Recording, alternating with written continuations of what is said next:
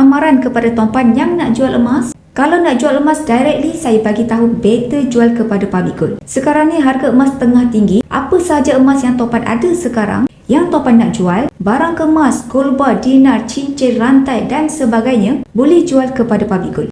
Sebab public gold akan beli dengan harga yang lebih tinggi berbanding dengan kedai-kedai emas lain dekat luar sana. Kalau tak percaya, boleh survey dulu. Okey tuan-puan, dekat negeri mana sekalipun, nak tahu dekat mana branch public gold, senang sahaja. Just Google sahaja. Type sahaja public gold dekat negeri mana, terus keluar dan terus tuan-puan boleh pergi dekat sana. Walk in sahaja, bawa emas tuan-puan dan bawa sekali IC untuk tuan-puan jual emas tuan-puan kepada public gold. Berapa gram emas sekalipun yang tuan-puan nak jual, berkilo-kilo sekalipun, public gold boleh beli balik emas tersebut dengan tuan-puan.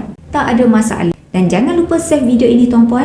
Nanti tuan-puan nak jual emas, tunjuk sahaja video ini kepada staff untuk memudahkan proses penjualan emas tuan-puan kepada syarikat public gold. Semoga perkongsian saya bermanfaat. Bagi yang nak saya bantu, boleh klik nearby saya atau hubungi saya. InsyaAllah saya akan bantu guide sebaiknya.